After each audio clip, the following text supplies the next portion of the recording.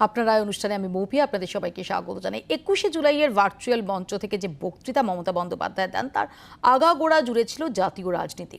চলতি মাসের শেষের দিকে দিল্লি যাওয়ার কথা মমতা বন্দ্যোপাধ্যায়ের, আর তার ঠিক আগে সবাইকে কিছুটা অবাক করে দিয়ে তৃণমূল সংসদীয় কমিটির চেয়ারপারসন হিসেবে যার নাম ঘোষণা করা হলো তিনি হলেন মমতা বন্দ্যোপাধ্যায়। রাজনৈতিক মহল বলছে তাহলে কি 2024-এর দিকে নজর আরও স্পষ্ট করে এবার সরাসরি মোদি শাহ তাদের বিরুদ্ধে লড়াইয়ে শান দিতে মমতা বন্দ্যোপাধ্যায়কে খুব সুচিন্তিতভাবে তৃণমূলের সংসদীয় কমিটির চেয়ারপারসন হিসেবে এর পাশাপাশি রাহুল গান্ধী তিনি সোচ্চার হয়েছেন মোদি অমিত শাহর বিরুদ্ধে পিগাসাস কাণ্ডে এবং সেখানে বিচারপতির নজরদারিতে তিনি তদন্তের দাবি করেছেন। মোদি অমিত শাহ দেশদ্রোহী এই বলে সুর চড়িয়েছেন রাহুল গান্ধী। এই সমস্ত কিছু নিয়ে আমরা আলোচনা করব আজকে আপনার রায় অনুষ্ঠানে। আমাদের সঙ্গে সরাসরি যারা রয়েছেন তাদের সঙ্গে পরিচয় করে দিই। আমাদের সঙ্গে রয়েছেন বিজেপি নেতা জয়প্রকাশ মজুমদার, তৃণমূল কংগ্রেস নেতা বৈশ্বনাথ চট্টোপাধ্যায়, সিপিআইএম নেতা পার্থ প্রতিম বিশ্বাস, কংগ্রেস নেতা চন্দন ঘোষ চৌধুরী এবং রাজনৈতিক বিশ্লেষক শুভজিৎ নস্কর। আপনাদের সবাইকে স্বাগত জানাই। শুরুতেই আপনাদের দেখাবো 21-এর মঞ্চ থেকে 24-এর বার্তা। তার ঠিক দুদিন পরই তৃণমূলের সংসদীয় কমিটির চেয়ারপারসন হলেন মমতা বন্দ্যোপাধ্যায়।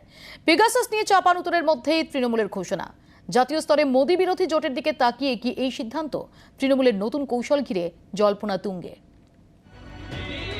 আগামী সপ্তাহে দিল্লি যাচ্ছেন মমতা বন্দ্যোপাধ্যায়। তার আগে তৃণমূল নেত্রীর উপর নয়া দায়িত্ব। তৃণমূলের সংসদীয় চেয়ারপারসন মমতার দিল্লির সফর ঘিরে জমি তৈরির কাজ করছে তৃণমূল নেতৃত্ব ও সাংসদরা। তারই মধ্যে এই ঘোষণা। আমাদের সর্বভারতীয় তৃণমূল কংগ্রেসের যে সংসদীয় কমিটি, সেই সংসদীয় কমিটির চেয়ারপারসনের দায়িত্ব তার হাতে অর্পণ করা হলো। মমতা বন্দ্যোপাধ্যায় 7 বারের সাংসদ, একাধিক মন্ত্রকের দায়িত্ব সামলানোর অভিজ্ঞতা রয়েছে। সংসদীয় কমিটির প্রধান হিসেবে সংসদ ও জাতীয় রাজনীতিতে দলের অভিমুখ স্থির করার দায়িত্ব এখন মমতা বন্দ্যোপাধ্যায়। সংসদে কৌশলগত অবস্থান স্থির করা, সংসদে দলের খুঁটিনাটি বিষয়ে চূড়ান্ত করা, বিভিন্ন দলের সঙ্গে সমন্বয় রাখা, সংসদীয় কমিটিতে ভূমিকা নির্ধারণ। সংসদীয় রাজনীতিতে মমতার অভিজ্ঞতা সঙ্গে বাংলায় বিজেপিকে কার্যত একা হাতে রুখে দেওয়ার সাফল্য মমতার ঝুলিতে। কিন্তু শুধু সেই জন্যই কি তৃণমূলের সংসদীয় কমিটির শীর্ষ পদে আনা হলো তৃণমূল নেত্রীকে? রাজনৈতিক বিশ্লেষকেরা বলছেন এর উত্তর হ্যাঁ এবং না দুটোই। তাদের বক্তব্য, সংসদে কৌশল নির্ধারণের পাশাপাশি তৃণমূলের টার্গেট আরও বড়। টার্গেট 1, সংসদীয় রাজনীতিতে বিজেপিকে চ্যালেঞ্জ। টার্গেট 2, জাতীয় রাজনীতিতে মোদি বিরোধী জোটের কাজে গতি আনা। টার্গেট 3, জোটের প্রধান মুখ হিসেবে মমতার স্বীকৃতি। এই জন্যই কি 21শে জুলাইয়ের মঞ্চ থেকে তখনই বিরোধী জোট গঠনের বার্তা দিয়ে রেখেছেন মমতা বন্দ্যোপাধ্যায়। सब एक साथ में काम करने के लिए एक फंड बनाइए और एक फंड से अभी से प्लानिंग कीजिए। এর আগে কংগ্রেসেও একই ভূমিকায় দেখা গিয়েছে সোনিয়া গান্ধীকে। তবে সোনিয়া সেই সময় সাংসদ ছিলেন। রাজনৈতিক মহল বলছে বর্তমানে সাংসদ না হলেও সংসদীয় রাজনীতিতে অন্যতম শক্তি হয়ে ওঠার সুযোগ ও চ্যালেঞ্জ তৃণমূল নেত্রীর সামনে। ব্যুরো রিপোর্ট, জি 24 ঘন্টা। বৈশ্বনাথদার কাছে আসি। বৈশ্বনাথদা, অনেকের মনের মধ্যে এই প্রশ্নটা ঘোরাফেরা করছে যে কেন মমতা বন্দ্যোপাধ্যায়, যিনি এই মুহূর্তে সাংসদ নন, কেন সংসদীয় কমিটির চেয়ারপারসন হিসেবে মমতা বন্দ্যোপাধ্যায়কে বেছে নেওয়া হলো?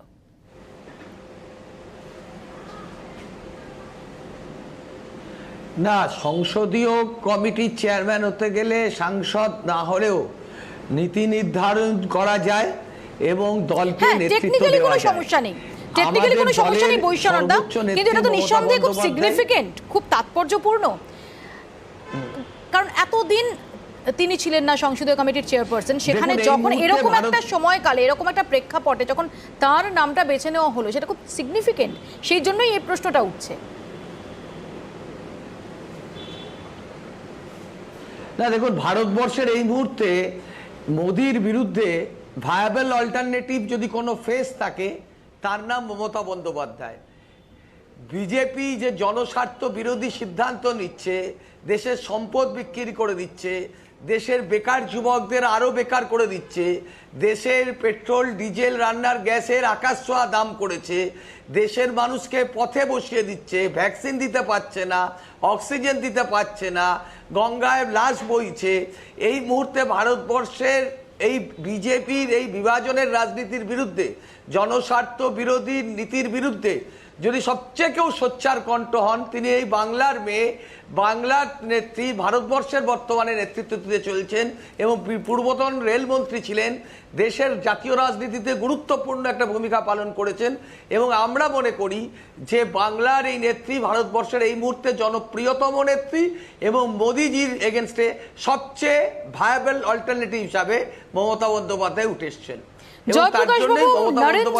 সংসদীয় কমিটির চেয়ারম্যান করে নরেন্দ্র মোদীর বিপক্ষে সবচেয়ে viable, coat unquote viable alternative Mamata Bandyopadhyay, যে কারণে তৃণমূলের সংসদীয় কমিটির চেয়ারপারসন করা হলো তাকে, এটা বৈশান অর্দাজরা বললেন। ডেরেক ওব্রায়েন, সুখেন্দু শেখর রায়রা বলছেন যে 7 বারের সাংসদ, তার যে অভিজ্ঞতা সেটা এই মুহূর্তে কাজে লাগানো জাতীয় স্তরের রাজনীতিতে অত্যন্ত ইম্পর্টেন্ট। আপনারা কি বলবেন?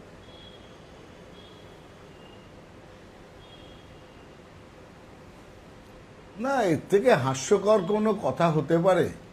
আপনারা বলুন তো, 303টি আজকে 543টা সিটের পার্লামেন্ট, লোকসভা, 303 আমাদের মানে বিজেপির। মমতা বন্দ্যোপাধ্যায়ের ছিল 22, এখন 20। এখন 20টা সাংসদ নিয়ে সব থেকে ভায়াবল অল্টারনেটিভ যদি বলতে পারে, মানুষ বলতেই পারে। ব্রাজিলের সঙ্গে টোগো বলে একটা দেশের নাকি খেলা আছে ফুটবল, তারাও বলতে পারে আমরা বিশ্ব চ্যাম্পিয়নের সঙ্গে খেলছি। সেটা তো হতেই পারে। সংসদীয় রাজনীতি, বহুদলীয় রাজনীতি, স্বপ্নের পোলাওয়ে ঘি ঢালতে তো অসুবিধে নেই। সুতরাং আজকে আপনাদের এই আলোচনাটা, মৌপিয়া একটা কথা বলি, এটা রাজনৈতিক বক্তৃতার জায়গা না করে এটা রাজনৈতিক অ্যানালিসিস, তথ্যের আলোচনা হলে ভালো হয়। মনে রাখা দরকার যে এই 543টি আসন বিশিষ্ট লোকসভা সারা ভারতের, সেখানে মমতা বন্দ্যোপাধ্যায়ের তৃণমূলের সঙ্গে বিজেপির লড়াই, মুখোমুখি লড়াই মাত্র 42টা সিটে, মাত্র 42টা সিটে। তাতে যে বেশি জিতবে কম জিতবে উনি জিততে পারেন কিছু, আমরা জিতব। কিন্তু প্রশ্ন হচ্ছে, মনে রাখা দরকার এখানে কংগ্রেসের মানে প্রতিনিধি আছে, অন্তত 200টা সিটে কংগ্রেসের সঙ্গে সামনাসামনি লড়াই হবে বিজেপির। তাছাড়া অখিলেশ যাদব আছে, মায়াবতী আছে, সাউথ ইন্ডিয়ার বিভিন্ন পার্টি আছে, অনেক কিছু আছে। এর মধ্যে সব থেকে বেশি এগিয়ে এসে এই 42টা আসনে যে লড়বে সামনে, এখন আছে 20টা সাংসদ, তিনি হয়ে উঠবেন মুখ। এই যে কল্পনা, কষ্ট কল্পনা বলবো, এই অ্যানালিসিসটা হওয়া দরকার। এবং আপনারাও এখানে যারা উপস্থিত আছেন তার কতখানি প্র্যাকটিক্যাল, আজকের দিনে প্র্যাকটিক্যাল। চিৎকার সবাই বলতে পারে, মিডিয়ার সামনে বলতে পারে আমরাই আসছি, এরকম বলতে অসুবিধে। 2019-এও আমরা দেখেছি যে ওরা গোল্লা পাবে বলেছিলেন, তারপর 303 এসছে এবং সেই ইলেকশনই বলে দিয়েছে কার গ্রহণযোগ্যতা কি, সেইটা কি। এখন প্রশ্ন হচ্ছে অন্য জায়গায়, যে আজকে মমতা বন্দ্যোপাধ্যায় এখান থেকে হঠাৎ জাতীয় রাজনীতিতে বা প্রধানমন্ত্রীর অল্টারনেট মুখ হয়ে উঠছেন কেন? তাহলে কি এই রাজ্য তৃণমূলে মমতা বন্দ্যোপাধ্যায়কে সরিয়ে দেওয়ার কোনো প্রক্রিয়া শুরু হয়েছে? আমরা যেটা জানতে পারছি যে মমতা বন্দ্যোপাধ্যায়কে আস্তে করে ঠেলে দিল্লিতে ঠেলে দিয়ে এখানে মুখ্যমন্ত্রীর চেয়ারে বসার জন্য একজনকে বসানোর জন্য একটা প্রক্রিয়া তৃণমূল কংগ্রেসের ভেতরে শুরু হয়ে গেছে। আরে সেটাই তো। তাহলে একটা লাইন বলবো, মৌপিয়া এক লাইন বলবো, এক লাইন। আওরঙ্গজেবের পুরো নাম কি ছিল জানো? আল সুলতান, আল আজম, আল মুকাররম, হজরত আবুল মহিউদ্দিন মোহাম্মদ আওরঙ্গজেব। এই সমস্ত নামগুলো কে নিয়েছিল? আওরঙ্গজেবের লোকরা বলতো, প্রভু আজ থেকে আপনার এই নতুন একটা জুড়লাম, প্রভু আর একটা টাইটেল জুড়লাম। তো মমতা বন্দ্যোপাধ্যায়ের আর একটা টাইটেল জুড়ে দিল তার দলের লোকরা। বলছেন জয়প্রকাশ দা, মমতা ব্যানার্জি কি এসে গেল বলুন তো? বৈশানর্দা আবার জনপ্রিয়। আরে 42 আসন, 42টার বাইরে গেলে এই আজকে মুহূর্তে তৃণমূল খায় না, গায়ে মাখে, জনপ্রিয়তাকে এটাই আপনি জানে না। ঈর্ষা করছেন কেন? বাংলার বাইরে একজন তৃণমূল বাংলার মানুষ কংগ্রেসকে দেশকে খায় নেতৃত্ব না, দেবেন, গায়ে মাখে, আজকে এটা জানে দেশকে না। নেতৃত্ব সুতরাং দেবেন। এটা চেপে যান। এর আগে চেপে যান, স্বাধীনতার চেপে আগেও যান। আরে স্বাধীনতার কংগ্রেস- আগেও আমাদের কংগ্রেস বাংলার এখনো মানুষ 200টা নেতৃত্ব আসনে দিয়েছে। লড়বে। আপনি আরে কংগ্রেস আপনার এখনো হিংসে হতে 200টা পারে, আসনে আমনের আপনি সামনে তো লড়বে। আরে হেরে আগে- গেছেন, আপনার মোদি তো আরে হেরে অঙ্কটা গেছেন, ঠিক করুন, আমার নরেন্দ্র হিংসে মোদি হচ্ছে তো না। হেরেছেন আপনি মমতা ব্যানার্জির অঙ্কটা ঠিক কাছে, করে বলুন। বাংলার নির্বাচনে তো হেরে গেছেন। আপনি পশ্চিমবঙ্গে- আপনি বুঝতে পারছেন না, পশ্চিমবঙ্গে আর আপনার জিতেছেন জেলাসি সারা থাকতে ভারতে। পারে, আপনি ঈর্ষা সারা প্রকাশ ভারতে করতে পারেন। জিতেছেন, পশ্চিমবঙ্গে হেরেছেন। হ্যাঁ, ভারতবর্ষতে মমতা ব্যানার্জি নেতৃত্ব দেবে, মমতা ব্যানার্জি নেতৃত্ব দেবেন আগামী দিন সারা ভারতবর্ষে। 2019-এ 303 মমতা ব্যানার্জি 303 আমি আবার বলছি, নেতৃত্ব সারা দেবার ভারতে 303 সোনিয়া গান্ধী তাহলে BJP, মমতা ব্যানার্জিকে মমতা বন্দ্যোপাধ্যায় প্রিসাইড করতে 20 দিয়েছে ব্যাস, কেন? এটাই শেষ কথা। মমতা আবার দেখা ব্যানার্জিকে যাবে। এখন ওই নিয়ে সোনিয়া আর কথা গান্ধী বলো না। প্রিসাইড করতে আরে আর দিয়েছে বলো না এগুলো সমস্ত নিয়ে। চিফ মিনিস্টারের মিটিং এ, ঘোড়ায় হাসবে। মুখ্যমন্ত্রীদের মিটিং এ, ঘোড়ায় হাসবে, আরে ঘোড়ায় মুখ্যমন্ত্রীদের মিটিং এ মমতা আচ্ছা, ব্যানার্জিকে UP সোনিয়া গান্ধী ইলেকশনে প্রিসাইড কটা করতে সিট দিয়েছে। দেবে? আরে আপনি ইউপি ইলেকশন হাসছেন, আসছে, আপনার কটায়- বক্তব্য কটাতে শুনে দাঁড়াবে? আপনাদের এইটা থেকে বলো, মানুষ ইউপি আসছে। ইলেকশনে কটা সিটে? আরে আপনারা কটা তো আসনে- এত কথা কটা আসনে বলেছিলেন। দেবে ইউপি ইলেকশন? দেখা ইউপি যাবে ইলেকশনে কটা 1:1 আসনে দেবে? লড়াই হবে সারা আরে ভারতবর্ষে, ইউপি ইলেকশনে কটা একের আসনে বিরুদ্ধে দেবে? একটা আসনে লড়াই আরে হবে, ভারত- 1:1 ভারত আর লড়াই পশ্চিমবঙ্গ- হবে। দেখতে আরে পাবেন, পশ্চিমবঙ্গে টাইম তো এরা উইল সব স্পিক বহিরাগত। Everything, time will speak everything, Time will speak everything বলছেন বৈশ্বনাথ দা। আমি চ্যালেঞ্জ ছুটছেন জয়প্রকাশ মজুমদার, আমি বৈশ্বনাথ দা জয়প্রকাশ দা দুজনের কাছে আসবো। আমি একটু চন্দনদার কাছে আসি। চন্দনদা, যেভাবে তৃণমূল তাদের সংসদীয়, একটু ডেফিনেটলি এভাবে এটা কথা দলের বলতে ইন্টারনাল বারণ করুন। সিদ্ধান্ত, কিন্তু যেভাবে এরকম একটা সময়কালে, যেটা বৈশ্বনাথ দাও বলছেন যে এই মুহূর্তে নাকি সবচেয়ে গ্রহণযোগ্য ফেস মোদির বিরুদ্ধে মমতা, আপনারা এটাকে এন্ডোর্স করেন? দেখো মৌপিয়া, যে প্রসঙ্গটা এই মুহূর্তে উঠলো সেই প্রসঙ্গক্রমে আমি এটা বলতে পারি যে এই এই এই এই আলোচনার দুটো চরিত্র আছে। একটি মমতা বন্দ্যোপাধ্যায় যিনি আজকে সংসদীয় কমিটির চেয়ারপারসন হলেন। আরেকটি দিক হচ্ছেন যে এই চেয়ারপারসন হওয়ার মধ্যে থেকে আগামী দিনে মমতা বন্দ্যোপাধ্যায়কে একটা প্রজেকশন করা হলো কিনা সর্বভারতীয় ব্যাপ্তিতে। কিন্তু প্রসঙ্গটা এখানে পরিষ্কার যে সংসদীয় এটা একটা আনকনভেনশনাল প্র্যাকটিস যদিও, কিন্তু এটা অনৈতিক বা অনিয়মিক এটাও বলতে পারি না, কারণ এটা খুব স্বাভাবিক অর্থেই আজকে সর্বভারতীয় রাজনীতির ক্ষেত্রে মমতা বন্দ্যোপাধ্যায়, তৃণমূল কংগ্রেস তারা অ্যাসপিয়ার্ড হতেই পারেন, তাদের উচ্চাকাঙ্ক্ষা থাকতেই পারেন, এবং সেই সূত্রে যদি মমতা বন্দ্যোপাধ্যায়কে প্রজেক্ট করেন তাতে তৃণমূল কংগ্রেসের দোষের কী হতে পারে? এটা তো প্রশ্ন সেটা নয়, কিন্তু বাস্তব চরিত্রটাকে যদি দেখতে হয় তাহলে এটা বুঝতেই হবে। দেখো মৌপিয়া, আজকে ঠিক এই মুহূর্তে দাঁড়িয়ে যেখানে তোমাদের সর্বভারতীয় প্রেজেন্স আছে, বহু চ্যানেলস আছে, রিজিওনাল চ্যানেলস আছে, সেখানে কিন্তু কংগ্রেস প্রতিনিধি ভার্সেস সেই লোকাল, সেই অঞ্চলের প্রতিনিধি বা বিরোধীদের সাথে হয়তো বা বিজেপি, এই ধরনের আলোচনাই হয়তো হচ্ছে। কেন বলছি এটা, যে এই কংগ্রেস প্রতিনিধিত্ব সর্বভারতীয় ব্যাপ্তি প্রত্যেকটা জায়গাতে আছেন। জয়প্রকাশ দাস সত্যি কথাই বললেন যে মূলত তো কংগ্রেসের সাথে বিজেপির লড়াইটা হবে এখানেই, এটা নিয়ে তো কোনো সন্দেহ যখন নেই। তৃণমূল কংগ্রেস বলছে যে নরেন্দ্র মোদীর বিকল্প গ্রহণযোগ্য ফেস হিসেবে মমতা বন্দ্যোপাধ্যায় সবার আগে আছেন, সাম্প্রতিক অতীতে আমরা দেখছি যে বিভিন্ন ইস্যুতে, ইনক্লুডিং এই একদম যেটা রিসেন্ট বিতর্ক, পিগাসাস বিতর্ক, সমস্ত ক্ষেত্রে মমতা বন্দ্যোপাধ্যায় মোদী বিরোধী যে আক্রমণ সেটাতে শান দিচ্ছেন। এবং খুব ইন্টারেস্টিংলি কনস্টিটিউশন ক্লাবে আমরা যেটা দেখলাম, দিগ্বিজয় সিং, পি চিদম্বরমরা তারা যাচ্ছেন, দিগ্বিজয় সিং তিনি সেদিন টুইট করছেন মমতা বন্দ্যোপাধ্যায়ের ছবি দিয়ে। একটা প্রশ্ন তো উঠতে শুরু করেছে যে মোদী বিরোধী কোনো জোট যদি হয় তাহলে তার রাশ কি তৃণমূল কংগ্রেস বা মমতা বন্দ্যোপাধ্যায় স্টিয়ারিং বেলে কি মমতা বন্দ্যোপাধ্যায় থাকবেন? সেটা তো কংগ্রেসের জন্য চিন্তার। এবং খুব ইন্টারেস্টিংলি অনেকে এই যোগসূত্র খুঁজছেন, 2 আর 2 4 খুঁজছেন যে 21শে জুলাই মমতা বন্দ্যোপাধ্যায় নাকি, আবারও বলছি, রাজনৈতিক বিশ্লেষকদের একাংশ বিষয়টাকে এভাবে ইন্টারপ্রেট করছেন যে মমতা বন্দ্যোপাধ্যায় নাকি 2024-এর সুরটা এমনভাবে বেঁধে দেওয়ার চেষ্টা করছেন, মোদী বিরোধী সুরটা, যে পরের দিন রাহুল গান্ধীকে রাস্তায় নামতে হয়েছে। ইন্টারেস্টিংলি মৌপিয়া, এই প্রসঙ্গে এই প্রসঙ্গে আমি অবশ্যই এই কথাটি বলবো যে তুমি যেটা বললে 2+2 4, 2+2 যদি 5ও হয় তাহলে সেটা গাণিতিকভাবে ঠিক, কিন্তু 2+2কে তুমি যদি শেক্সপিয়ার করে নাও তাহলে এটা কিন্তু ইন্টারপ্রিটেশনটা হবে কমপ্লিটলি লিটারেচার, অর্থাৎ ম্যাথমেটিক্স থেকে লিটারেচারে। বাস্তব অর্থে সারা ভারতবর্ষের মানুষ এটা জানেন যে কংগ্রেসের নেতৃত্বে, খুব স্বাভাবিক অর্থে কংগ্রেসের নেতৃত্বে মূল লড়াইটা হবে। এখানে এটা নিয়ে কোনো সন্দেহ নেই, সম্ভবত মমতা ব্যানার্জির মধ্যেও এই সন্দেহটা নেই। প্রশ্নটা হচ্ছে বিরোধী ঐক্য।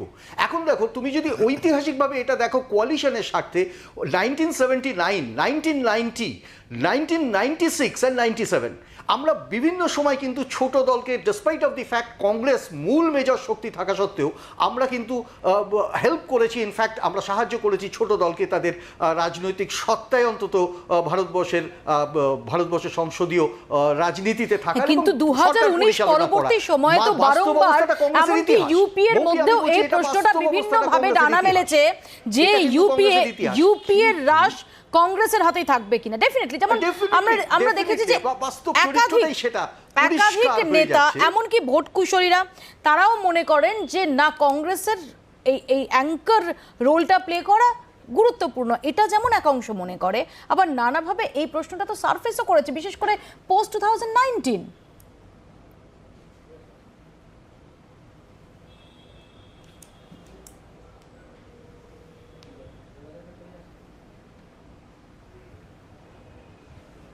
চন্দনদা, হ্যাঁ, তো একদম শেষের দিকে একটু শুনতে পাইনি। যাই হোক, তুমি যেটা বললে মৌপিয়া, এটা নিয়ে এখানে কোনো সন্দেহ নেই, সর্বভারতীয় ব্যাপ্তিতে কংগ্রেস একটা শক্তি, জাতীয় শক্তি, এবং খুব স্বাভাবিক অর্থে কোয়ালিশন পলিটিক্সের ধর্মই হচ্ছে রিজিনাল পার্টিসগুলো সমৃদ্ধ করবে একটা রাজনৈতিক শক্তিতে। এবং সেক্ষেত্রে যদি দেখা যায় কোনো অর্থে জাতীয় কংগ্রেস, জাতীয় স্বার্থে যদি কোনো সরকার গঠনের প্রশ্নে কংগ্রেসকে আসতে হয়, বাস্তব ক্ষেত্রে আমি তোমাকে এক্সাম্পল করলাম, এটা শীর্ষ নেতৃত্ব এই ডিসিশনটা নেবেন, এটা বলবার আমি এই মুহূর্তে কেউ নই, কিন্তু এটা ঘটনা ঐতিহাসিকভাবে এটাই সত্য যে কংগ্রেস চারবার কোয়ালিশনের ক্ষেত্রে এরকম সরকার ফর্ম করেছেন এবং তাকে হেল্প করেছেন। আমাদের মূল উদ্দেশ্য হচ্ছে খুব স্বাভাবিক অর্থে সর্বভারতীয় একটা জোট তৈরি করা, এবং সেই জোটের যে মূল নেতৃত্ব কংগ্রেসের হাতে থাকবে এটা নিয়ে সাধারণভাবে সন্দেহ না করাটাই ভালো। তার কারণ 200-র বেশি বললেন, যদি কংগ্রেসের হাতে স্টিয়ারিং হুইলটা থাকে, এক্স্যাক্টলি সো, এটাই থাকবে, এটাই স্বাভাবিক। মূল স্টিয়ারিং তো এটাই, কারণ তাহলে যে মোদি বিরোধী জোটের কথা আপনারা বলছেন সেখানে আপনাদের অবস্থান হলো যে এই মুহূর্তে সংখ্যাটা খুব কম। এইখানে দেশের সবচেয়ে বড় শত্রু হলো ভারতীয় জনতা পার্টির বিভাজনের রাজনীতি। তো এই মুহূর্তে যদি ভারতীয় জনতা পার্টিকে তার কেন্দ্রীয় সরকারের যে জনস্বার্থ বিরোধী নীতির বিরুদ্ধে লড়াই করতে হয়, তাহলে এখন থেকে সবাইকে ঐক্যবদ্ধ এবং জোটবদ্ধ এবং একটা ছাতার তলায় আসতে হবে। আমার মনে হয়, বা আমাদের দৃষ্টিভঙ্গিতে আমার মনে হয়, মমতা বন্দ্যোপাধ্যায় লড়াইয়ের নেতৃত্বে সবচেয়ে বেশি সোচ্চার হিসাবে নেতৃত্ব দিতে পারেন, এবং ভবিষ্যতে সমস্ত বিজেপি বিরোধী রাজনৈতিক দলগুলি একটি জায়গায় যদি আসতে পারে, তাহলে 1:1 যদি লড়াই হয় 542টা কেন্দ্রে, তাহলে এটা পরিষ্কার যে বিজেপি যে সংখ্যা ভোট পেয়ে গত 2019 সালে যে পার্সেন্টেজ ভোট পেয়ে এসছে, তার বিরুদ্ধে কিন্তু মানুষ বেশি ভোট দিয়েছে। কিন্তু বিরোধী ভোট ভাগ হয়ে গেলে এই সুযোগটা কিন্তু ভারতীয় জনতা পার্টি দিতে চায়। 1:1 ফর্মুলার উপর জোর দিচ্ছে তৃণমূল কংগ্রেস। আমি পার্থপ্রতিম বিশ্বাসের কাছে আসবো। পার্থদা, এটা তো খুব স্পষ্ট যে মমতা বন্দ্যোপাধ্যায় এবং তৃণমূল কংগ্রেসের পাখির চোখ এই মুহূর্তে 2024। সেখানে দাঁড়িয়ে যখন আমরা আজকে দেখলাম যে খুব, আবারও বলছি যে এতে টেকনিক্যালি কোনো সমস্যা নেই, এটা অনৈতিক নয় বা বেআইনি নয়, কিচ্ছু না, কিন্তু খুব সিগনিফিকেন্ট যে সময়কালে দাঁড়িয়ে তৃণমূল কংগ্রেসের সংসদীয় কমিটির চেয়ারপারসন করা হলো মমতা বন্দ্যোপাধ্যায়কে, সেটা অত্যন্ত তাৎপর্যপূর্ণ। আপনারা এটাকে কিভাবে ব্যাখ্যা করছেন? আপনাদের এই সম্পর্কে অবস্থানটাই বা কি? না মৌপিয়া, দেখুন, আমি আপনাকে বলছি, তৃণমূল কংগ্রেস তার দলের কোন নেতা বা নেত্রীকে সংসদীয় দলের চেয়ারম্যান করবেন, absolutely it is their prerogative, এটা নিয়ে অসুবিধা নেই। কিন্তু একই সাথে সারপ্রাইজিং পার্ট হচ্ছে এটাই যে ধরুন যে বিধানসভাতেও তাদের যে পরিষদীয় দল, তারও নেতা হচ্ছে মমতা বন্দ্যোপাধ্যায়, যিনি রাজ্যের মুখ্যমন্ত্রী, তিনি দলেরও chairperson all India Trinamool Congress, ইনি আবার পার্লামেন্টারি পার্টিরও হচ্ছে চেয়ারপারসন হলেন। আমি আবার বলছি, সম্ভবত দুর্জনেরা রসিকতা করে যেটা বলে যে পোস্ট একটা আর বাকিটা সবই নাকি বাতিস্তম্ভ, সেটা এই ঘটনার মধ্যে দিয়ে আরেকবার প্রমাণিত হচ্ছে কিনা। কিন্তু আমি সেই বিতর্কে মৌপিয়া যাওয়ার চাইতেও অনেক বেশি প্রাসঙ্গিক মনে করি আপনি যে বিতর্কটার মধ্যে ছিলেন, অর্থাৎ মোদি বিরোধী সুর ভারতবর্ষে বাঁধছে কে, এই প্রশ্নটা যদি হয়, উত্তর ভারতবর্ষের মানুষ 2019 সালের পর থেকে মোদি বিরোধী সুর বেঁধে দিয়েছে। 2019-এর লোকসভা ইলেকশনের পর থেকে যতগুলো বিধানসভার ভোট হয়েছে এদেশে, তার 90% ক্ষেত্রে বিজেপি তার ভোট শতাংশ হারিয়েছে, অথবা যেখানে সরকার ছিল সেখান থেকে গেছে। ফলে ভারতবর্ষের মানুষ মোদি বিরোধী অবস্থান নিচ্ছে রাজ্যে রাজ্যে। এগুলো ডেফিনেটলি ফাইনালি ভোটার তারাই হচ্ছেন দেশের মাসনাদে কে আসবে তার ভাগ্য নির্ধারণ করে।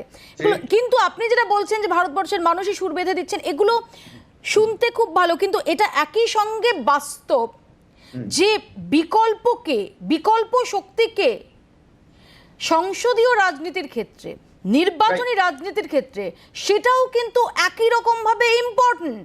এরকম ভুরি ভুরি নিদর্শন রয়েছে যে ভুরি ইস্যু, প্রচুর অ্যান্টি ইনকামবেন্সি সত্ত্বেও শুধুমাত্র একটা গ্রহণযোগ্য স্টিয়ারিং হাতে তুলে নেওয়া ফেস না থাকার কারণে অনেক সরকার টিকে গেছে। আমি মৌপি আবার বলছি, ভারতবর্ষের সব অভিজ্ঞতা আছে, এটা নিয়ে কোনো সন্দেহ নেই। আপনাদের স্ট্যান্ডটা এই প্রসঙ্গে ক্লিয়ার করুন। এগুলো একটা জিনিস খুব পরিষ্কার আপনাকে বলছি যে এই নিয়ে স্ট্যান্ড মানে প্রিপোল অ্যালায়েন্স ভারতবর্ষে এই মুহূর্তে তৈরি হওয়ার মতো রাজনৈতিক পরিস্থিতি নেই। যদি তৈরি হয় ভারতবর্ষে এই মুহূর্তে বিজেপি বিরোধী অ্যালায়েন্স আন্দোলনের সেটা, এবং পোস্টপোল সিচুয়েশনে ইনফ্যাক্ট সেই অ্যালায়েন্স ইনফ্যাক্ট তৈরি হবে অনেক বেশি করে। আমি একটু শুভজিতের কাছে আসি। শুভজিৎ, কোথাও কি আসলে মমতা বন্দ্যোপাধ্যায় তিনি ডেফিনেটলি গোটা দেশের রাজনীতিতে অত্যন্ত বড় একটা নাম, সেটা যতই জয়প্রকাশ বাবুরা বলুন যে এই রাজ্যের 42টা যে আসন যা কিছুই হোক না কেন এই 42-এর মধ্যেই হবে, কিন্তু তা সত্ত্বেও জাতীয় রাজনীতিতে যে শক্তি, যে নামগুলো ভীষণ প্রবলভাবে ঘোরাফেরা করে, তার মধ্যে মমতা বন্দ্যোপাধ্যায়ের নাম একদম পুরোভাগে থাকবে, কোনো অস্বীকার করার জায়গা নেই। কিন্তু মমতা বন্দ্যোপাধ্যায় বর্তমানে রাজ্যের মুখ্যমন্ত্রী, বর্তমানে জাতীয় রাজনীতিতে স্ট্রাকচারালি তাকে এস্টাবলিশ করা, স্ট্রাকচারালি সেটাই কি তৃণমূল কংগ্রেসের কৌশল, তাকে এই সংসদীয় কমিটির চেয়ারপারসন করাটা? আমি একটু জাস্ট অন্য আঙ্গিক থেকে দেখার চেষ্টা করব ব্যাপারটা। খুব গুরুত্বপূর্ণ প্রশ্ন মৌপিয়াদি, যে প্রথম কথা এই যে বেসিক্যালি এই যে পার্লামেন্টারি পার্টির যে চিফ করে অ্যানাউন্স করা মমতা বন্দ্যোপাধ্যায়কে, তা এটা কিন্তু তার এই যে চলো দিল্লির যে ডাক, সামনের সপ্তাহে বোধহয় উনি দিল্লি যাবেন, তার আগেই কিন্তু অ্যানাউন্সটা করা হলো, এবং ভীষণ স্ট্র্যাটেজিক অ্যানাউন্সমেন্ট, সে বিষয়ে কিন্তু বলার অপেক্ষা রাখে না। কিন্তু আমার বক্তব্য এখানে যে মমতা বন্দ্যোপাধ্যায়ের অনেকগুলো ক্রেডিট রয়েছে রিসেন্ট পাস্টে, মানে একেবারে সাম্প্রতিক অতীত যদি আমরা দেখি মমতা বন্দ্যোপাধ্যায়ের পলিটিক্স, সেখানে কিন্তু মমতা বন্দ্যোপাধ্যায় বেশ কিছু জায়গায় এই যে ব্র্যান্ড মোদি বা চাণক্য পলিটিক্স, মানে অমিত শাহ, মানে যেটা মোদি শাহ পলিটিক্স, যার অপরিহার্যতাকে কিন্তু একেবারে উনি ডিফিট করেছেন এবং ম্যাসিভ ওয়েতে ডিফিট করেছেন। মানে যদি আমরা 2021-এর ইলেকশনের বিধানসভার ইলেকশনের রেজাল্টের কথা বলছি, কিন্তু দ্যাট সেড আরও একটা গুরুত্বপূর্ণ জায়গায় মমতা বন্দ্যোপাধ্যায় যখন ন্যাশনালি যাবেন অ্যাজ এ ন্যাশনাল ফেস 2024-এর, সেই সময় উনি কী বলবেন?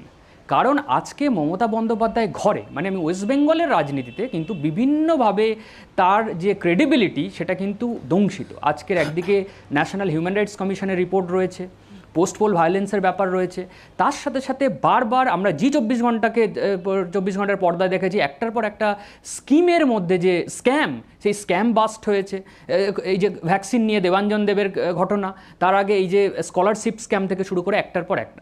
যখন একজন রিজনাল পলিটিক্স করা বড় নেতা ন্যাশনাল পলিটিক্সের অ্যাম্বিশন করেন, সেক্ষেত্রে কিন্তু তাকে তার নিজের গভর্নেন্স মডেলও দেখাতে হয় ন্যাশনালি। সেই গভর্নেন্স মডেল যখন মমতা বন্দ্যোপাধ্যায় ন্যাশনাল পলিটিক্সে দেখাবেন, তখন কিন্তু মমতা বন্দ্যোপাধ্যায়ের দিকে হাজারো তীর কিন্তু বিজেপি এবং বিশেষত বিজেপি লেড এনডিএ গভর্নমেন্ট কিন্তু ছুটতে থাকবে। এক হচ্ছে সবচেয়ে বড় করে আজকে যে জায়গায় দাঁড়িয়ে আছে, সেটা হচ্ছে পোস্ট পোল ভায়োলেন্স। যে সরকার মানে অলমোস্ট তৃতীয়তম সরকার, তারা পোস্ট পোল ভায়োলেন্স আটকাতে পারলেন না, তাদের হাতে সব ক্ষমতা থাকা সত্ত্বেও, এবং একটা খুব মানে সাংঘাতিক একটা রিপোর্ট যেটা আমরা কলকাতা হাইকোর্টে দেখেছি। এই ব্যাপারগুলো যখন রয়েছে একদিকে, তার সাথে সাথে একটা গুরুত্বপূর্ণ কথা, ন্যাশনাল পলিটিক্সে কেউ অ্যাম্বিশন দেখালো সেটা তো গুরুত্বপূর্ণ, তার পার্টির কাছে। কিন্তু তার সাথে সাথে আরও একটা ইম্পর্টেন্ট কথা, নর্থ ইন্ডিয়ান পলিটিক্স, উত্তর ভারতের রাজনীতি কিন্তু ভারতবর্ষের রাজনীতির নির্ধারক। সেই উত্তরবঙ্গের উত্তর ভারতের রাজনীতি মানে নর্থ ইন্ডিয়ার রাজনীতি কিন্তু যারা নির্ণয় করে, যারা তাকে সেটেল করে, তারাই কিন্তু দিল্লির মসনদে বসেন। আমি আসবো, খুব ইন্টারেস্টিং একটা ছোট্ট বিরতির পর আমরা এই প্রসঙ্গে আলোচনায় ফিরবো। দেখতে থাকুন আপনার রায়। মিশন 2024 এবার তৃণমূলের সংসদীয় কমিটির চেয়ারপারসন মমতা। দলের সংসদীয় কমিটির বৈঠকে সিদ্ধান্ত, 7 বারের সাংসদ ছিলেন মমতা। তৃণমূল সুপ্রিমোর অভিজ্ঞতা কাজে লাগাতে সিদ্ধান্ত। সাংবাদিক বৈঠকে মন্তব্য সুখেন্দু ডিরেক্টের। কাগজ ছাড়া বিতর্কের জের, গোটা বাদল অধিবেশনে সাসপেন্ড শান্তনু সেন। তৃণমূল সাংসদের আচরণ অসাংবিধানিক, মন্তব্য ভেঙ্কাইয়ার। সংসদের বিজনেসে ছিল না আত্মপক্ষ সমর্থনের সুযোগ দেওয়া হয়নি, পাল্টা আক্রমণ তৃণমূলের। একতরফাভাবে সাসপেন্ড, সংসদে কলঙ্কিত অধ্যায়। সাসপেন্ড হওয়ার পর জি24 ঘন্টা মুখ খুললেন শান্তনু সেন। কুৎসিতভাবে ধমকানো হয়েছে, দলীয় সাংসদরা না বাঁচালে আক্রমণ হতো। ক্রসফায়ার অনুষ্ঠানে তৃণমূল সাংসদের গলায় অভিযোগের সুর। পেগাসাস নিয়ে সুর চড়ালেন রাহুল। দেশদ্রোহী মোদী, শাহ। সুপ্রিম কোর্টের অধীনে বিচার বিভাগীয় তদন্তের দাবি। ইস্তফা দিন স্বরাষ্ট্রমন্ত্রী অমিত শাহ, তোপ কংগ্রেস সাংসদের। পেগাসাস কাণ্ডে জল এবার সুপ্রিম কোর্টে। আদালতের নজরদারিতে তদন্ত চালানোর আর্জি জানিয়ে মামলা। সিট গড়ে দিক শীর্ষ আদালত, আবেদন আইনজীবীর। কসবা থানায় ড্রেস কোড বিতর্ক, হাফ প্যান্ট পরে যাওয়ায় অভিযোগ নিতে অস্বীকার। সোশ্যাল সাইটে পোস্ট যুবকের। শর্টস পরে অফিসে যান, পাল্টা কলকাতা পুলিশ। খবরের জেরে তদন্তের নির্দেশ, থানায় ডাকা হলো অভিযোগকারীদের। গাড়িতে বাতি ব্যবহারের নয়া নির্দেশিকা রাজ্যের। নতুন নির্দেশিকায় নাম নেই রাজ্যপাল, বিরোধী দলনেতা, হাইকোর্টের প্রধান বিচারপতির। নাম নেই বিধানসভার স্পিকার, কলকাতার মেয়র ও হাইকোর্টের বিচারপতিদেরও। গ্রেপ্তার আইনসম্মত নয়, বোম্বে হাইকোর্টের দ্বারস্থ শিল্পার স্বামী। পণের টাকা বেটিংয়ে ব্যবহার কুঞ্জার, হটশট অ্যাপে তথ্য। দাবি মুম্বাই পুলিশের ক্রাইম ব্রাঞ্চের। 2টি ব্যাংক অ্যাকাউন্টে সন্দেহজনক লেনদেনের হদিশ। পয়নকাণ্ডে শিল্পার বাড়িতে মুম্বাই ক্রাইম ব্রাঞ্চ। অভিনেত্রীর বয়ান রেকর্ড পুলিশের। স্বামীর গ্রেপ্তারির পর ইনস্টাগ্রামে পোস্ট, আগেও কঠিন চ্যালেঞ্জ পার করেছি, ভবিষ্যতেও করব, লিখলেন কুন্দ্রাপতি শিল্পা। রাজ্যে কোভ্যাক্সিনের ভাড়ার শূন্য। সোমবারের আগে কলকাতায় এলাকায় কোভ্যাক্সিন মেলার সম্ভাবনা নেই, জানালেন ফিরাদ হাকিম। টিকা না এলে নতুন করে শুরু করা যাবে না, বললেন ফিরাদ।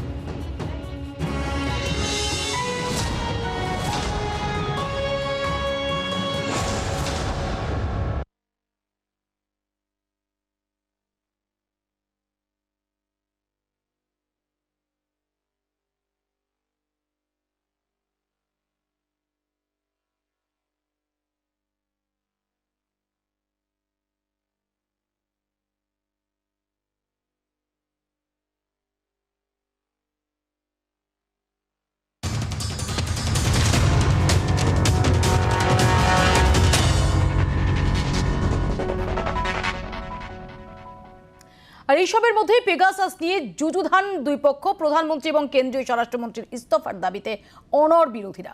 সুপ্রিম কোর্টের নজরদারিতে তদন্তের দাবি তুললেন রাহুল গান্ধী। বিজেপি আবার পেগাসাস নিয়ে প্রকাশ্যে গুরুত্ব না দেওয়ার কৌশল নিচ্ছে।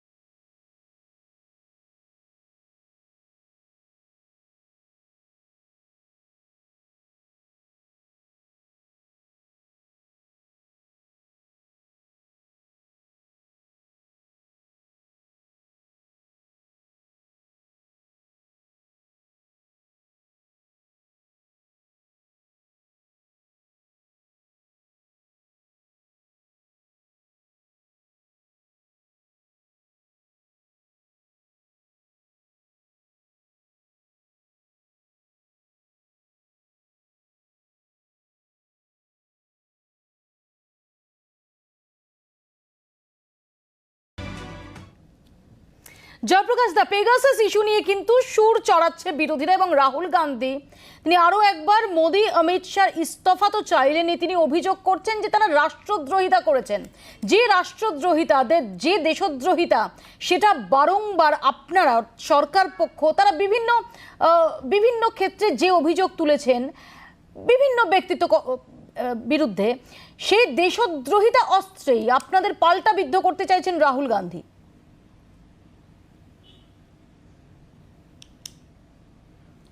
না দেখুন, বিজেপি এমন একটা পার্টি, এখানে ব্যক্তির থেকে আমাদের দল বড়, দলের থেকে রাষ্ট্র বড়, যেটা ঠিক উল্টো হচ্ছে কংগ্রেস বা তৃণমূল কংগ্রেস দলে। সেখানে হচ্ছে রাষ্ট্রের থেকে দল বড়, দলের থেকে ব্যক্তি বড়। এবার এইখানে চীন এবং পাকিস্তানকে পর্যুদস্ত করার জন্য কিছু রাজনৈতিক দল মোদী সরকারের ওপর একটু ক্ষুব্ধ হয়ে আছেন, তাদের একটু বিরক্তি হচ্ছে, কারণ তাদের মনে হচ্ছে এই চীন এবং পাকিস্তানকে এইভাবে পর্যুদস্ত করার দরকার কি, তারা বেশি বন্ধু ওখানকার, জানি আমরা। কিন্তু একটা কথা, পেগাসাস নিয়ে শুধু সুকুমার রায়ের একটাই কবিতা বলা যায় যে হেড অফিসের বড়বাবুর গোপ গিয়েছে চুরি। এখন গোপ চুরি গিয়েছে কি যায়নি সেটা হেড অফিসের বড়বাবুকে বোঝাবেন কি করে? এই বড়বাবুরা গোপ চুরি গেছে বলে চিৎকার করছেন, কোনো তাদের বাস্তবিকতা নেই। বলে দেওয়া হয়েছে যে it is a baseless allegation, এরা বলে যাচ্ছে, কারণ এদের সঙ্গে দেখতে হবে বিদেশি কিছু লোক বলেছে, আর তার জন্য ভারতের মধ্যে অস্থিরতা করতে হবে, ভারতের পার্লামেন্টকে চলতে দেওয়া যাবে না, যখন আপনি বলছেন এটা বেসলেস অ্যালিগেশন, যে দাবি চাওয়া হচ্ছে বিরোধীদের তরফ থেকে যে প্রধানমন্ত্রী বিবৃতি দিন এই নিয়ে, তো এই কথাটাই প্রধানমন্ত্রী বিবৃতি দিয়ে বলছেন না কেন? কেন এই পেগাসাস ইস্যুতে যাবতীয় অভিযোগ সেটা খণ্ডন করছেন? এবার উত্তর দিই আপনাকে। না শুনুন, এটা যে বিষয়ের ব্যাপার সেই বিষয়ের মন্ত্রী দিয়ে দিয়েছেন। আজকে ভারতের ইউনিয়ন অফ ইন্ডিয়ার একজন মন্ত্রী বলছেন সেটা গ্রাহ্য নয়, প্রধান, এটাই তো হচ্ছে আসল জায়গা, প্রধানমন্ত্রীকে বলতে হবে সব বিষয়ে, প্রধানমন্ত্রীকে বলতে হবে। কথাটা না থামলে আমি বলতে পারছি না, জয়প্রকাশ না থামলে আমার বলাটা একটু অসুবিধা হচ্ছে। কিন্তু আমি একটি কথা পরিষ্কারভাবে বলি, ভারতবর্ষের বর্তমান রাজনীতিতে শুধু রাজনীতি না, সামাজিকভাবে বেঁচে থাকার জন্য এটা একটা বড় সমস্যার কারণ হয়ে দাঁড়ালো, নিকৃষ্টতম একটা উদাহরণ হয়ে দাঁড়ালো এই পেগাসাস। এবং এটা কিন্তু সার্বিকভাবে শুধুমাত্র একটি নির্দিষ্ট ঘটনা যেটা রাজনৈতিকভাবে মোকাবিলা করা হবে তা নয়, সার্বিকভাবে আমার তোমার জয়প্রকাশ দার নিজেরও, বৈশানুদ্দা, এখানে যারা আছেন, পার্থদা, আমরা প্রত্যেকেই কতটা আনসেফ প্রমাণ করে দিল। এবং কেন্দ্রীয় সরকারি যোগাযোগ যদি না থাকে এটা অসম্ভব ব্যাপার। আমার প্রশ্নটা হচ্ছে যেখানে এত বড় একটা ইস্যু, সেখানে কেন প্রধানমন্ত্রীর বিরুদ্ধে তদন্ত করা হবে?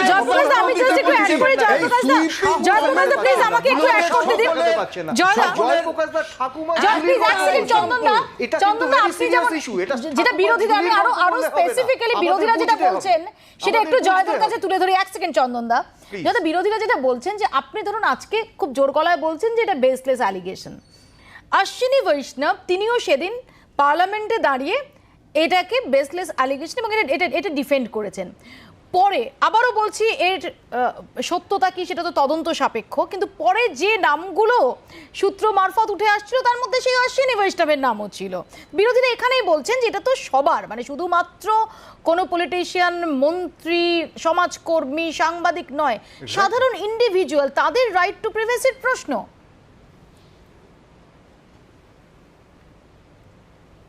এবার মৌপিয়া, এই নামগুলো তুলতে অসুবিধা কি? কালকে আর একটা খবরের কাগজে আমি আরো 100 জনের নাম তুলে দিলাম, জানা যাচ্ছে, নির্ভরযোগ্য সূত্রে জানা যাচ্ছে। এবার আমার প্রশ্ন, যারা বলছে তারা এক ফোঁটা প্রমাণ দেবে তো? কিন্তু একটা প্রাইম অফিসি প্রমাণ বলুন না যে ইনি বললেন আমাদের নিরাপত্তা নেই, ওনার ফোনে একজনের বলুন, আমার ফোনে পেগাসাস সফটওয়্যার আছে, একজন বলুন, আমার ফোনে আছে, উনি বলছেন কংগ্রেসের, বলুন আমার ফোনে আছে, একটা প্রমাণ দিন। আপনি একটু দৈনিক কথা বলার আগে একটা প্রমাণ দিন। দেখুন, পত্রিকা আরে চিৎকার না, কেন চিৎকার করছে? বলতে দিন, বলতে দেবেন তো। এই অবস্থা। আসবো এক সেকেন্ড, চন্দনদা জয়দা আসবো, আসবো প্লিজ, চন্দনদা আসবো, জয়দা আসবো, আসবো প্লিজ, বৈশালদা, আরে কি জয়প্রকাশ ব্যাপার? বাবু বলছেন যে আরে বিজয়- প্রমাণ কোথায়? এই সমস্ত কিছু তো আসলে float করে দেওয়া বিজেপি কিছু নাম। যে গোয়েন্দাগিরি প্রমাণ করছে, বিজেপি যে গোয়েন্দাগিরি করছে, যে জঘন্য অপরাধ বিজেপি করেছে পেগাসাসকে সামনে রেখে, ওয়ার কোলাবোরেশন 16টা ইন্টারন্যাশনাল এজেন্সির সঙ্গে 18ই জুলাই 2021-এ বেরিয়েছে। ভারতবর্ষের 200 জনের ফোন ওরা ট্র্যাপ করেছে, তার মধ্যে সাংবাদিক আছে, বিজনেসম্যান আছে, পলিটিক্যাল লিডার আসছে। এই ধরনের নিকৃষ্টতম কাজ ভারতীয় জনতা পার্টি আরে করেছে রিপোর্টটার এবং সত্যতা তার কি জন্য বলতে বলুন। ভারতবর্ষের সর্বস্তরের মানুষ ওদের ধিক্কার জানাচ্ছে, ধিক্কার জানাচ্ছে। আপনাদের এই জাসুসগিরি, রিপোর্টের গোয়েন্দাগিরি, সত্যতাটা কি? এই যে আপনারা একটা লোকের প্রমাণ ফোন দিন। ট্যাপ করেছেন, এইটা তো, আরে আপনাদের নামে তো কোনো রিপোর্টই সত্যি নেই, আপনারা তো মানবেন না, সারা দেশের মানুষ আপনাদের ছিছি করবে। আরে বাবা, আপনারা একটা তারপরেও প্রমাণ মানবেন দিন না, তাহলে তো আপনাদের হয়ে লোকে যাবে। গায়ে থুতু কে দিলেও বারণ মানবেন না। করেছে? ওই আপনারা তো ওয়ারের মিথ্যা কাছ থেকে কথা- প্রমাণ নিয়ে আপনারা একটা একটার পর প্রমাণ একটা দিন। মিথ্যা কথা বলছেন, গোয়েন্দাগিরি করছেন। আরে যারা লিখেছে পেগাসাস তাদের নিয়ে কাছে প্রমাণটা আজকে নিন। সংসদের বাইরে আরে যারা লোকে আপনাদের ওয়ার বিরুদ্ধে ম্যাগাজিন, তাদের প্রমাণটা প্রমাণ আপনারা আছে, দিয়ে দিন সবাই না। প্রমাণ দেখেছে। আপনারা অভিষেক আমার লোকের বন্দ্যোপাধ্যায়ের নাম, বিরুদ্ধে- অভিষেক আরে বন্দ্যোপাধ্যায়ের লোকের ফোন বিরুদ্ধে ট্যাপ পরের করেছে, কথা। মমতা যেটা ব্যানার্জির আলোচনা ফোন ট্যাপ হচ্ছে তার করেছে, প্রমাণ দিন। আপনারা ফোন ট্যাপ আচ্ছা, করেন। প্রমাণ চাইতে পারি না আপনারা? আচ্ছা, আপনারা প্রমাণ আছে, অভিযোগ প্রমাণ করছেন, আছে বলেই অভিযোগের আজকে প্রমাণ বিতর্ক। চাইলেই রেগে যাচ্ছেন। সবাই আজকে আপনারা বলছি অভিযোগ আপনাদের বিরুদ্ধে, করছেন, অভিযোগটার প্রমাণ করুন। আপনাদের প্রমাণ বিরুদ্ধে চাইলে রেগে যাচ্ছেন সবাই কেন? আঙুল দেখাচ্ছে। প্রমাণ আপনারা চাইলে তো রাখছেন কোনোটা কেন? মানবেন না, আপনারা কোনোটা আরে মানবেন প্রমাণ না, চাইলে রেগে যাচ্ছেন আপনারা কেন? দুর্নীতি করবেন, আরে অভিযোগ গোয়েন্দাগিরি করেছেন, করবেন, প্রমাণ দিন। আমি মানুষকে এই খুন এই করবেন। প্রমাণ চাওয়া এবং আবার এই দুর্নীতি। অভিযোগ, এই সমস্ত আরে কিছুর বাবা, মধ্যে আমরা পৃথিবীর দেখছি মানুষ। পেগাসাস যে অভিযোগের রাজনৈতিক মহলে প্রমাণ বিতর্কের দিন, ঝড় বাস হয়ে তুলেছে এটা যাবে। বলার অপেক্ষা তো আর নেই, এবং সব পক্ষ থেকে টুইটার বলছে ফোন টু আনফ্রেন্ড, বাংলায় বলাই যায় ফোনাফুনিতে গোলমাল। পেগাসাস বিতর্ক সামনে আসার পর একধার দিয়ে ফোনে আড়ি পাতার অভিযোগ, মমতা বন্দ্যোপাধ্যায়, অভিষেক বন্দ্যোপাধ্যায়, প্রশান্ত কিশোর থেকে এমনকি শুভেন্দু অধিকারী হয়ে তাবর নেতাদের জীবনের সঙ্গে জুড়ে গেছে ফোন ট্যাপিং এর অভিযোগ, আতঙ্ক। हम पूरा इसको प्लास्टर कर दिया, क्या करेगा? फोन लगा के क्या करेगा? अरे मेरा फोन तो वो टैप कर रहा है, कैमरा में पूरा धुल लेता है, हम ऑडियो में भी बात करते हैं तो ममता बनर्जी एडमिनिस्ट्रेशन मेरा फोन टैप कर रहा है। 19 লোকসভা, 21 বাংলার বিধানসভা, ভোট এলেই ফোন দিয়ে মনে ঢোকার চেষ্টা করে রাজনৈতিক দলগুলো। এবার সেই ফোন নিয়েই নাজেহাল হেভিওয়েট রাজনীতিকরা, শাসক হোক কিংবা বিরোধী। ফোনের নজরদারির অভিযোগে দুপক্ষেরই এক সুর। देखो हम पूरा इसको प्लास्टर कर दिया, क्या करेगा? फोन लगा के क्या करेगा? कैमरा में पूरा धुल लेता है, हम ऑडियो में भी बात करते हैं तो, फेस टाइम में भी करते हैं तो, वीडियो में भी करते हैं तो, मैं कैमरा का ही पूरा प्लास्टर लगा दिया। তৃণমূল নেত্রীর অভিযোগের তীর মোদী সরকারের দিকে। এ রাজ্যের বিরোধী দলনেতারও সেই একই অভিযোগ। अरे मेरा फोन तो वो टैप कर रहा है, ममता बनर्जी एडमिनिस्ट्रेशन मेरा फोन टैप कर रहा है। जब अंदर था तब भी, अभी तो पूरा के पूरा। বীরভূমের দুধের তৃণমূল জেলা সভাপতিও কি ফোন ট্যাপ নিয়ে চিন্তিত?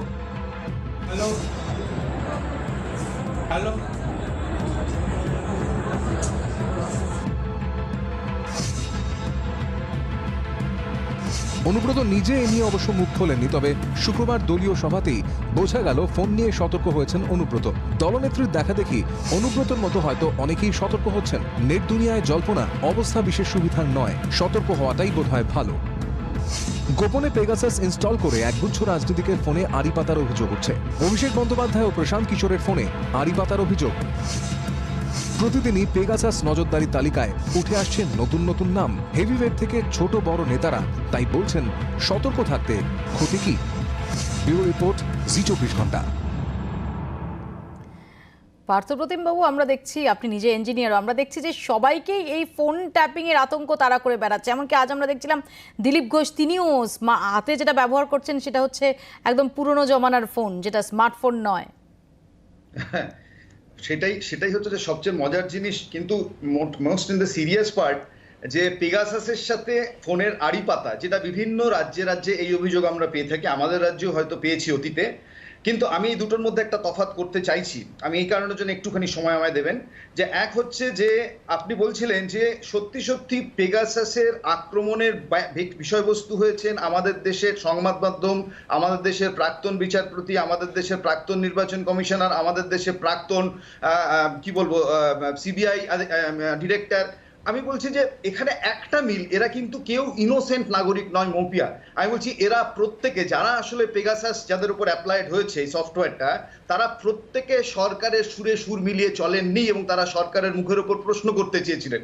আমি বলছি যে প্রশ্ন করতে যদি চান তাহলে আপনি কিন্তু সরকারের নজরদারির তালিকায় পড়বেন, হুইচ ইজ কোয়ালিটেটিভলি ডিফারেন্ট। কিন্তু বিজেপি তো এই প্রশ্নটাই তুলছে যে তাহলে যদি এই নামের তালিকা তাই হয় এবং এই নামের তালিকা সত্যিই হয়, কেন কেন্দ্রীয় সরকার নিজের মন্ত্রীদের উপর নজরদারি চালাবে? না না, চালাচ্ছে তো এই কারণের জন্য যে মন্ত্রীরাও তো তাদের বিশ্বাসের তালিকায় নেই। তা এই দলের মধ্যেও তো উপদল তৈরি হচ্ছে, দলের মধ্যেও, দলের বাইরে দল আছে, দলের মধ্যেও উপদল আছে। আমি বলছি যে এই জায়গাটা ইম্পর্টেন্ট। এবং মৌপিয়া, যে কারণে আপনারা দেখছেন 40 জন সাংবাদিকের মুখ বন্ধ করা হচ্ছিল, তো আমি বলছি গতকালই একটা গোটা সংবাদপত্র দৈনিক ভাস্কর যাদের মুখ বন্ধ করার জন্য আয়কর দপ্তর ছুটিয়ে দিয়েছে, ওয়্যার যারা প্রশ্ন করেছিল ছুটিয়ে দিয়েছে পেছনে আয়কর দপ্তর। আমার প্রশ্ন হচ্ছে যে আমার দেশের মানুষের মৌলিক অধিকার লঙ্ঘিত হচ্ছে, এরকম একটা সিরিয়াস মৌলিক অধিকার লঙ্ঘিত হচ্ছে জয়প্রকাশ দা, এবং এই মুহূর্তে দাঁড়িয়ে সমস্ত বিরোধী এই একটা জায়গায় অন্তত একই স্ট্যান্ড পয়েন্টে দাঁড়িয়ে আছে যে সরকার গণতন্ত্র মানে না, সরকার গণতন্ত্র ধ্বংস করছে, ব্যক্তিগত গোপনীয়তার অধিকারকে মান্যতা দেয় না সরকার, সরকার স্নুপিং করছে। এই একটা পয়েন্টে কিন্তু সমস্ত বিরোধী এক। না না, সমস্ত বিরোধী তাদের সুযোগ সুবিধা মতন এক জায়গায় হয়, অনেক জায়গায় হয় না। সিপিএম এর কথা না বলাই ভালো। এই রাজ্যে এনএইচআরসির রিপোর্ট নিয়ে তারা মুখে কুলু পেটেছে, যেখানে বলা হয়েছে এই রাজ্যে আইনের শাসন নেই, তখন চুপি চুপি মমতাকে সাপোর্ট করছে, সুতরাং এই নিয়ে কিছু বলার নেই তাদের। কিন্তু পার্থপ্রতিম বাবু তো ইঞ্জিনিয়ার, পার্থপ্রতিম বাবু তো ইঞ্জিনিয়ার। আচ্ছা, উনি ইঞ্জিনিয়ারিং বুদ্ধি নিয়ে একটা জিনিস বলুন না, যে আজকে এতজনের নাম বলছেন, যে অভিযোগ বলছেন না, হ্যাঁ হয়েছে নাকি নজরদারি। আচ্ছা, একটা ফোন, এখানেও তো আমাদের ভারতের বহু ইঞ্জিনিয়ার, বহু কম্পিউটার সায়েন্স ফোনের আছে, তাদের দিয়ে একটা ফোনকে দেখুন, এই ফোনে পাওয়া গেল পেগাসাস সফটওয়্যার। একটা বার করতে পেরেছেন? বলছেন যে নাকি করা হয়েছে। একটা ফোন দেখিয়ে মমতা বন্দ্যোপাধ্যায়ের ফোন, অভিষেক বন্দ্যোপাধ্যায়ের ফোন, ফোন ধরে একজন এক্সপার্টকে দেখিয়ে এই ফোনে পেগাসাস সফটওয়্যার ইনস্টলড হয়েছে, সেটা দেখিয়ে দিলেই হয়ে যায়। এটা একটা না ক্যামেরার উপর, যেটা ভারতবর্ষে ফোনের নাকি ক্যামেরাতে যদি আপনি বলছেন প্রমাণ পাওয়া যায়নি, এবং আমি বলছি যেগুলো অভিযুক্ত হচ্ছে, যে কটা ফোন নাম্বার, প্রতিটা ক্ষেত্রে সেখানে দেখা গেছে যে বিজেপি সেগুলো কনস্পিরেটর, বিজেপি চক্রান্ত করছে বলেই আপনারা চক্রান্তকারী খুঁজে দেখতে চাইছেন। এখানে আমি একটু বৈষ্ণবদের কাছে আসি। বৈষ্ণবদা, শুভেন্দু অধিকারী বলছেন যে ট্যাপ তো তার ফোন ট্যাপ করে এই রাজ্যের প্রশাসন, দিলীপ ঘোষ বলছেন যে এই ট্যাপিং রাজ্য সরকার করে, পেগাসাস দিয়ে করে। আমি বললাম পেগাসাস কিনেছেন কিনা, হ্যাঁ বা না বলুন উত্তরটা, বাবু হ্যাঁ বা না। আরে এনএইচআরসি রিপোর্ট আসলে শুভেন্দু থামলে তো আমি বলতে পারছি না, এদেরকে থামান, এদের কথা, এটা শুভেন্দুর কথার কি ভ্যালু আছে? শুভেন্দু টাকা নিচ্ছে, বিজেপি তার ওয়েবসাইটে ছবি দেখিয়েছিল নারদা স্টিং অপারেশনে, বিজেপিতে জয়েন করার পর ওয়েবসাইট থেকে সেই ছবিটা সরে গেল। তা শুভেন্দুর কথার কি মূল্য আছে? শুভেন্দু যে বলেছে, শুভেন্দু প্রমাণ দিক, শুভেন্দু প্রমাণ দিক, শুভেন্দুর যে ছবি, যে টাকা নিচ্ছে হাতে করে নোট গুনছে, তার সেই ছবিটা কোথায় গেল বিজেপির এর থেকে? আর দিলীপ ঘোষ, যার ন্যূনতম জ্ঞান নেই আইটিআই পর্যন্ত, সে যাকে বলে যে সহজ পাঠ লিখেছে রবীন্দ্রনাথ ঠাকুরের, যে ঈশ্বরচন্দ্র বিদ্যাসাগর, তো এই তো তাদের জ্ঞান। তো এরা মিথ্যাচার করবে, এদের সম্বন্ধে এখন গুরুত্বপূর্ণ সদস্য। একটু ওই অভিযোগটা সম্পর্কে বলুন, মুকুল বাবুর অভিযোগটা সম্পর্কে বৈশ্বনাথ বাবু একটু যদি বলেন ভালো হয়। শুভেন্দু বাবু যে ওনার কথার কতটা গুরুত্ব আছে, মূল্য আছে, সেটা শুভেন্দু বাবুর ট্র্যাক রেকর্ড থেকে পেয়ে যাবে। শুভেন্দু বাবুটা ছেড়ে দিন, মুকুল বাবু শুভেন্দু তো চলে গেছে, ছেড়ে দিন। মুকুল বাবুর অভিযোগটা সম্পর্কে একটু বলেন যদি একটু সুবিধা হয়। শুভেন্দু বাবু, আমি সবশেষে একটু শুভজিতের কাছে আসি। শুভজিৎ, ফোন ট্যাপিং নিয়ে চাপানুতোর চলছে, ফোন ট্যাপিং যেটা দেশদ্রোহিতা অব্দি এই বিতর্ক পৌঁছে গেছে, সুপ্রিম কোর্টের নজরদারিতে তদন্তের দাবিতে পৌঁছে গেছে, মোদী অমিত শাহ পদত্যাগের জায়গায় পৌঁছে গেছে। আমি একটু জানার চেষ্টা করবো, যেমন ওয়াটারগেট কেলেঙ্কারির মতো ঘটনা সেটা আমরা বিশ্বের রাজনৈতিক ইতিহাসে দেখেছি, একই রকম ভাবে ইভেন মমতা বন্দ্যোপাধ্যায় গতকাল অভিযোগ করেছেন যেটা ওয়াটারগেট কেলেঙ্কারির থেকেও বড়। সত্যি আমাদের জাতীয় রাজনীতির পার্সপেক্টিভে এই ঘটনার অভিঘাত কতটা হতে পারে? না, এটা তো মানে অবশ্যই মানে সেই জায়গা থেকে অপোজিশন পার্টি তারা যে প্রশ্নগুলো করছে, মানে ইনক্লুডিং মমতা বন্দ্যোপাধ্যায়, কারণ ভারতবর্ষ তো একটা উদারনৈতিক গণতন্ত্রের দেশ, এবং এটা তো সৌদি আরবিয়া বা চায়না নয় যে এখানে মানে যে বিরোধী যে ভয়েস তাদের কণ্ঠরোধ করা যায়। তো এই যে এত চাপানুতো চলছে তার মাঝখানে কিন্তু দুটো গুরুত্বপূর্ণ জিনিস উঠে আসছে, যে এই জিনিসটা তদন্তের কেন অর্ডার করা হচ্ছে না। কারণ ফ্রেঞ্চ গভর্নমেন্ট, ইমানুয়েল ম্যাক্রনের গভর্নমেন্ট কিন্তু অলরেডি এটা অর্ডার করে দিয়েছে ইনভেস্টিগেশনের জন্য, কি পুরো পেগাসাসের স্নুপগেট নিয়ে ইনভেস্টিগেশন করে যা সামনে আসবে সেটা আসবে।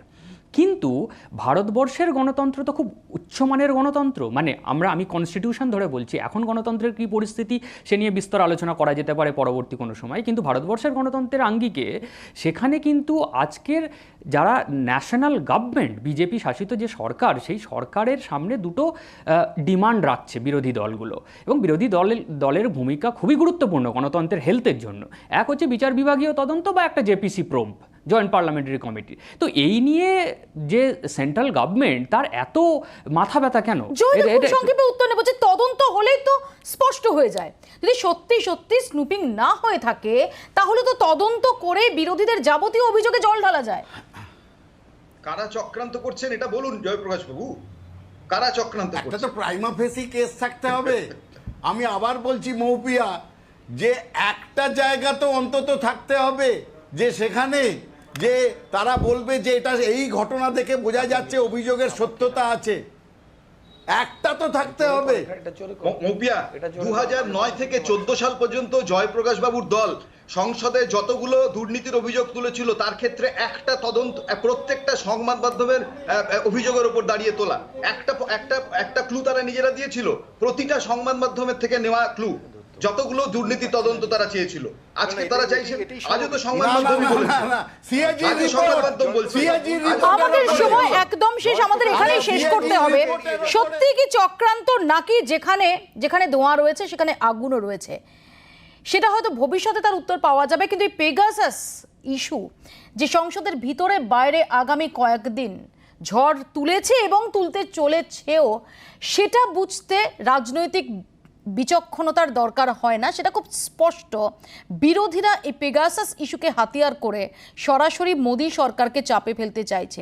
আর এরকম একটা প্রেক্ষাপটে দাঁড়িয়ে আমরা যেটা নিয়ে আলোচনা শুরু করেছিলাম, যে মমতা বন্দ্যোপাধ্যায়ের বা স্ট্রাকচারালি জাতীয় রাজনীতিতে এরকম একটা গুরুত্বপূর্ণ জায়গায় নির্বাচনের যে সিদ্ধান্তটা, তৃণমূল কংগ্রেসের যে সিদ্ধান্তটা, সেটা নিঃসন্দেহে অত্যন্ত তাৎপর্যপূর্ণ। এ মাসের শেষের দিকে মমতা বন্দ্যোপাধ্যায় দিল্লি যাচ্ছেন, সবার নজর থাকবে সেদিকে, সবার নজর থাকবে জাতীয় রাজনীতির দিকে। আপাতত আপনার রায় এখানে শেষ করছি, দেখতে থাকুন জি 24 ঘন্টা।